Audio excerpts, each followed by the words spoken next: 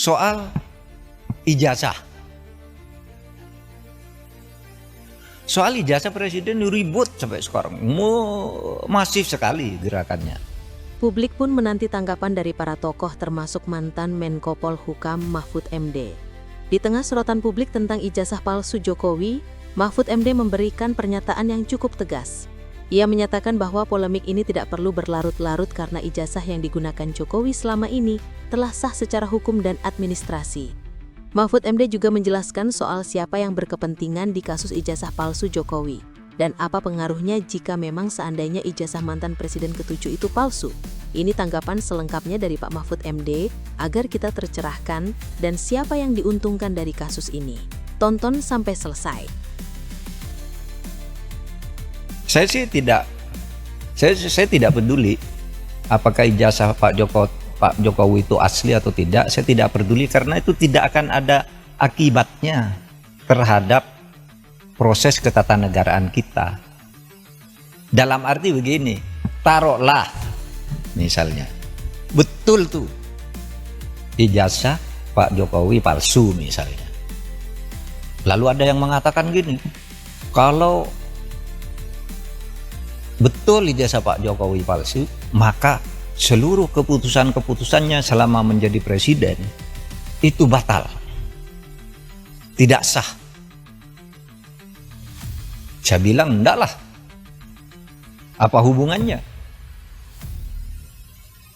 Itu kan hukum tata negara. Kalau pidana iya, pidananya bisa. Kalau terjadi pemalsuan itu karena kebohongan publik, karena pemalsuan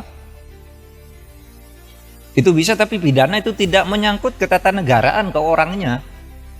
Kalau ketatanegaraan misalnya pengadilan memutuskan hari ini, presiden kemarin ijazahnya palsu, maka semua keputusan saya bubar negara ini.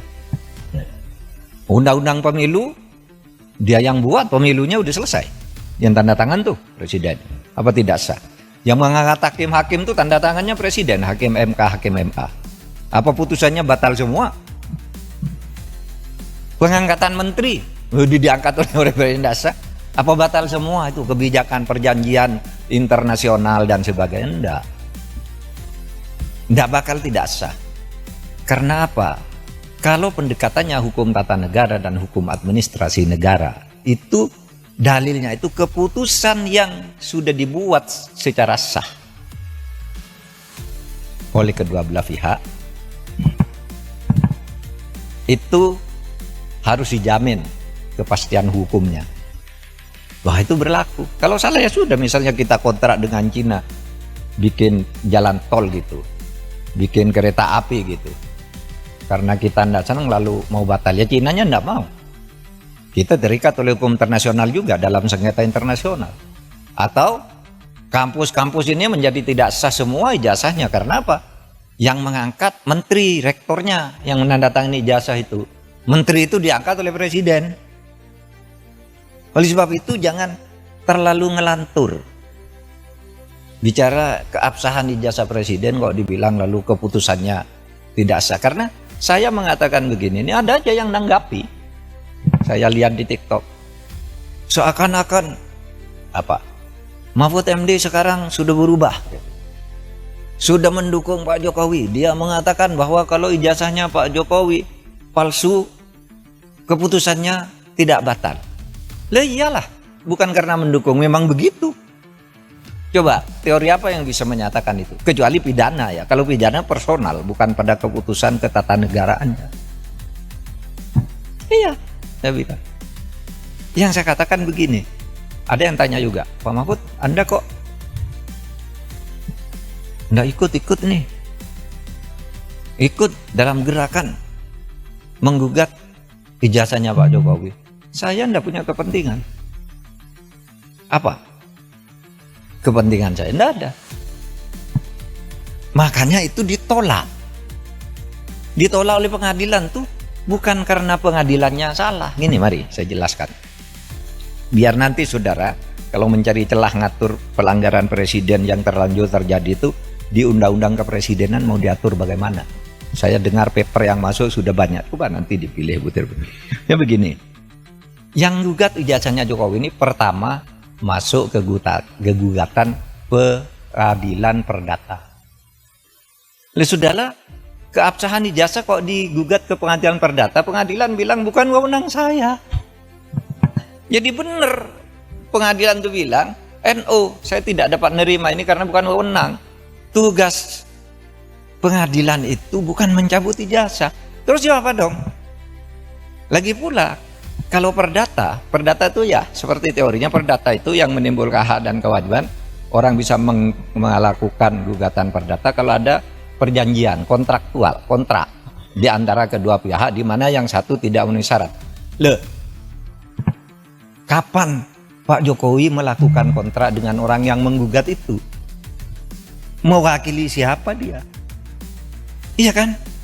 Pengadilan begitu. Saya tidak membela Pak Jokowi, tidak juga membela pengadilan. Benar dia, justru kalau dia memutus salah.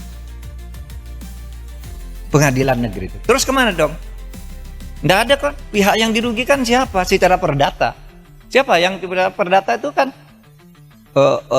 pribadi dan badan hukum privat. Oh kalau gitu pindah ke PT UN. PT UN juga menyatakan tidak bisa nerima. Kenapa?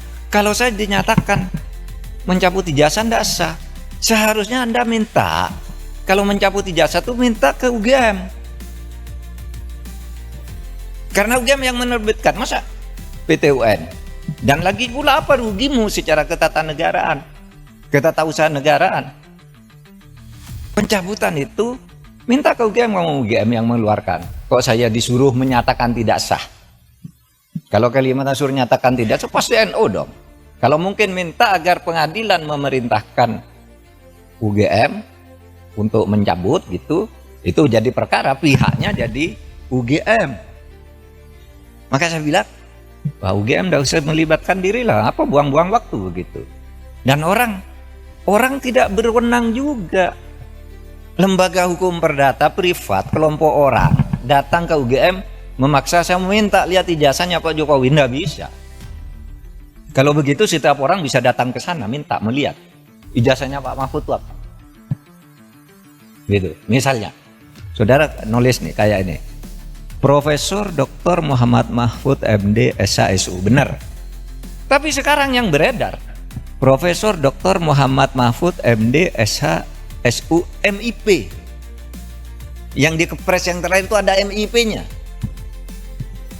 Saya tidak pernah mengusulkan nama MIP itu, tapi saya tahu kira-kira orang yang membuat kepres ini tahu bahwa saya punya gelar MIP dari UGM.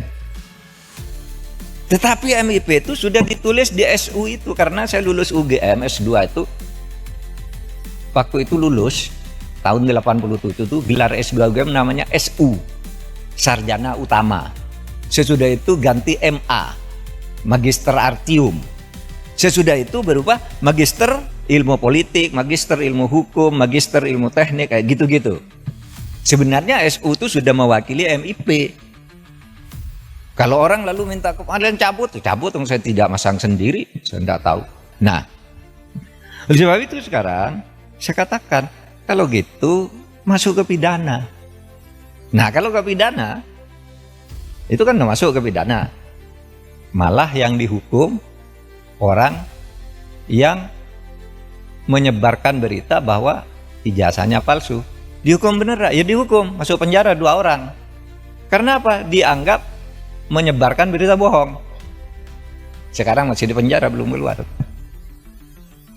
Malah yang punya ijazahnya tidak dipersoalkan. Sekarang jalurnya sudah masuk, tinggal politisnya bisa enggak?